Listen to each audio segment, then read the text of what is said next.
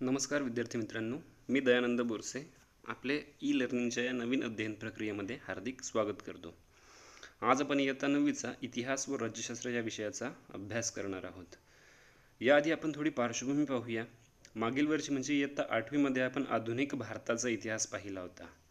ठीक आहे, त्याचाच पुढचा भाग आहे आपला स्वातंत्र्योत्तर भारताचा इतिहास. तर या इतिहासाची काही साधने आहेत का, कोणकोणती साधने आहेत ते सर्व आपण या पाठामध्ये पाहणार आहोत. तर सर्वात पहिले इतिहासाचे प्रमुख कालखंड पडतात: प्राचीन इतिहास, मध्ययुगीन इतिहास आणि आधुनिक इतिहास. तसंच आधुनिक भारताचा इतिहास जो आहे त्याचे आपण 2 कालखंड करतो: स्वातंत्र्यपूर्व इतिहास आणि स्वातंत्र्योत्तर इतिहास. तर आज आपण स्वातंत्र्योत्तर म्हणजे स्वातंत्र्य मिळाल्यानंतरच्या इतिहासाचा अभ्यास करणार आहोत, ज्याचा कालखंड आहे साधारण इसवी सन 1961 ते 2000. सर्वात पहिले येतात आपली लिखित साधने.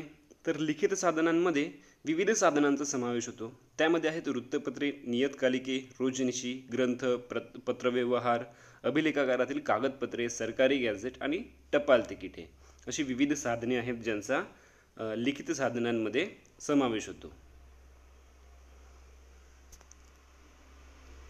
तर लिखित साधनांचा अभ्यास करत असताना आपल्याला असं जाणवतं की 1961 ते 2000 या कालखंडाचा विचार केल्यास सुरुवातीला छापील माध्यमांना, विशेषतः वृत्तपत्रांना पर्याय नव्हता. पण कालांतराने उदारीकरण झाले आणि उदारीकरणासोबतच इंटरनेटचा प्रभाव जो आहे तो सर्वत्र पसरला.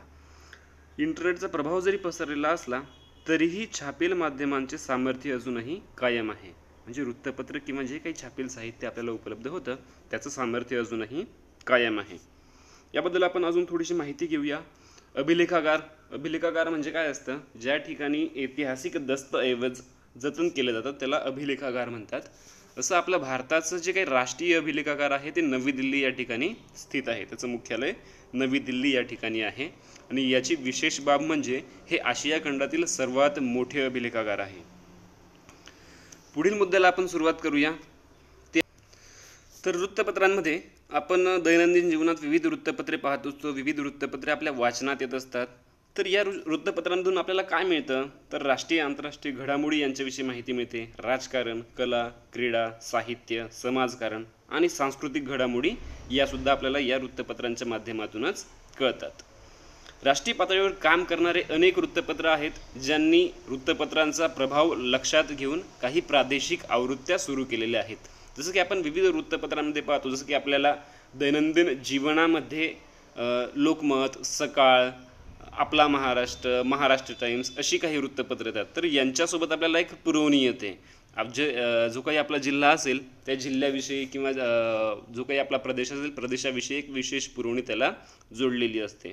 तर अशी काही प्रादेशिक आवृत्त्यासुद्धा या प्रमुख वृत्तपत्रांनी सुरू केलेल्या आहेत.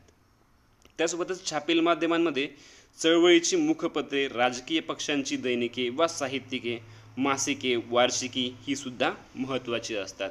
तसंच ही जी वृत्तपत्रे असतात ती वर्षाच्या शेवटी म्हणजे वर्ष संपत असताना ज्या काही वर्षभरातील ठळक घडामोडी असतील, महत्त्वाच्या घटना असतील, अशा घटनांचा संकलित असा एक पुस्तक छापत असतं ज्याला आपण वार्षिकी म्हणू शकतो. तर अशी वार्षिकी बरीचशी वृत्तपत्रे छापत असतात. ही वार्षिकींमध्ये प्रमुख जी घटना असते ती असते वर्षभरात घडून गेलेल्या महत्त्वाच्या घटना. ज्या काही घटना असतील, म्हणजे राजकीय घटना असतील, सामाजिक घटना असतील, शैक्षणिक घटना असतील, त्या सर्व घटनांसंदर्भात माहिती जी आहे ती आपल्याला या वार्षिकीमधून मिळत असते. आपला पुढचा मुद्दा आहे PTI, press trust of India. तर PTIचं प्रमुख काम काय होतं? PTI म्हणजे काय त्याबद्दल आपण पाहूया. 1953 नंतर भारतातील बहुसंख्य वृत्तपत्रांना सर्व महत्त्वाच्या घटनांचे प्राथमिक तपशील, महत्त्वाच्या विषयांवरील लेख यांसाठी प्रेस ट्रस्ट ऑफ इंडिया हा महत्त्वाचा स्रोत होता. म्हणजे थोडक्यात पाहायला गेलं तर एक शासकीय संस्था आहे किंवा शासकीय संस्थान आहे ज्यामध्ये आपल्याला जे काही वृत्तपत्र असतात, देशभरामध्ये जी वृत्तपत्र चालत असतात, तर त्यांना बातम्या पुरवण्याचं काम जे आहे ते या PTI मार्फत होत होतं. प्रेस ट्रस्ट ऑफ इंडियाने वृत्तलेख, छायाचित्रे, आर्थिक, वैज्ञानिक विषयांवरील लेखसुद्धा वृत्तपत्रांना पुरवलेले आहेत. वृत्तपत्रांना बातम्या त्यासोबतच महत्त्वाचे जे काही घटना असतील त्या घटनांबद्दल संश्लेषक अशी लेख पुरवण्याची कामे जी आहेत ती या PTI मार्फत करण्यात आलेली आहेत. आता PTIने ऑनलाईन सेवा सुरू केलेली आहे. जसं की आपल्याला माहिती आहे, आंतरजाल सर्वीकडे पसरतंय, इंटरनेटचा आपण सर्वत्र वापर करत आहोत. तर काळासोबत बदलताना PTIने इंटरनेट सेवासुद्धा सुरू केलेली आहे. 1990च्या दशकात PTIने टेलिप्रिंटर्सऐवजी उपग्रह प्रसारण तंत्राद्वारे देशभर बातम्या पुरवायला सुरुवात केली. आधुनिक भारताच्या इतिहास लेखनासाठी हा जो मजकूर आहे तो अतिशय महत्त्वाचा मानला जातो. कारण PTI जी संस्था आहे ती एक विश्वसनीय संस्था मानली जाते आणि त्यांच्या बातम्या ज्या आहेत त्या विश्वसनीयतेवाल्या असतात. त्यामुळे यांच्याकडून मिळालेल्या बातम्या या विश्वसनीय असल्यामुळेच इतिहास लेखनासाठी त्यांनी पुरवलेला मजकूर हा महत्त्वाचा मानला जातो. अधिक माहितीमध्ये आपण पाहूया. जसं की आपण मागे पाहिलं होतं, वृत्तपत्रे जे आहे ते वर्षाच्या शेवटी वर्षातील महत्त्वाच्या घटना मांडत असतात. त्यासोबतच जे आपलं भारत सरकार आहे, भारत सरकारमार्फतसुद्धा एक पुस्तक छापलं जातं वर्षाच्या शेवटी. त्याला वार्षिकी असं म्हणतो आपण. इंडिया 2000 हा वार्षिकी संदर्भ ग्रंथ प्रसिद्ध केला आहे भारताने.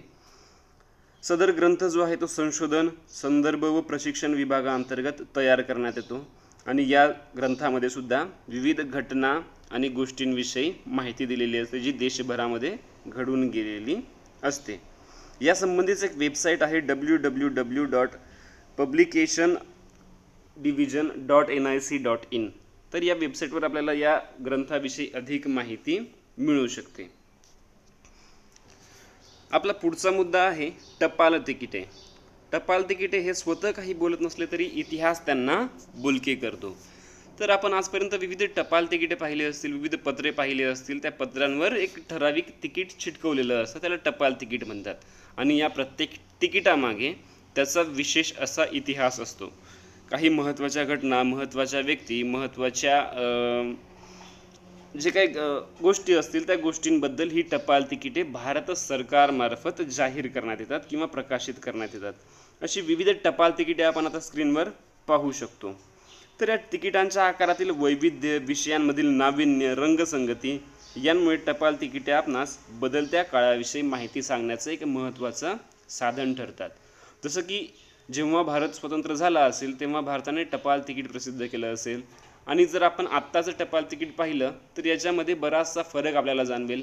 तेव्हाच्या तंत्रज्ञानामध्ये रंगीत नसेल शक्यतोवर, किंवा जी काही कलाकुसर आहे किंवा जी काही रंगसंगती आहे ती आजच्या काळा एवढी उपलब्ध नसावी. त्यामुळे तेव्हाची टपाल तिकिटे ही थोडीशी वेगळी दिसतात आपल्याला आणि आजची टपाल तिकिटे ही अधिक प्रभावीपणे दिसून येतात आपल्याला.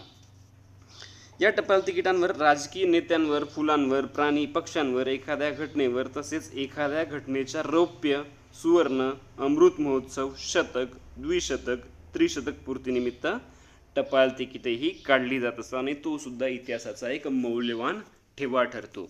या टपाल तिकिटांविषयी आपण सखोल माहिती पाहूया पुढे. तर आता आपण स्क्रीनवर पाहू शकतो हे जाल कूपर यांचे टपाल तिकीट आहे, जे भारत शासनाने 1977 मध्ये प्रकाशित केलं होतं, प्रसिद्ध केलं होतं. तर जाल कूपर हे टपाल तिकीट या विषयातील जागतिक पातळीवरचे अभ्यासक होते. जे जाल कूपर होते हे टपाल तिकिटांच्या संदर्भातील जागतिक पातळीवरचे अभ्यासक होते आणि यांनी भारताच्या तिकिटांवर विशेष असं संकलन करून त्याबद्दल माहिती जी आहे ती जगभर पुरवण्यामध्ये मदत केलेली आहे. यांचा छंद होता, छंदातून यांना जगभर प्रसिद्धी मिळत गेली आणि त्या क्षेत्रातील ते एक ज्येष्ठ व्यक्ती ठरले. तर जाल कूपर यांनी भारतातील पहिल्या टपाल तिकीट संग्राहक ब्युरोचे ते संस्थापक होते. त्यांनी एम्पायर ऑफ इंडिया फिलाटेलिक सोसायटीची स्थापना सुद्धा त्यांनी केलेली होती. तसंच त्यांनी याच विषयावर पुढे पुस्तके सुद्धा लिहिलेली आहेत.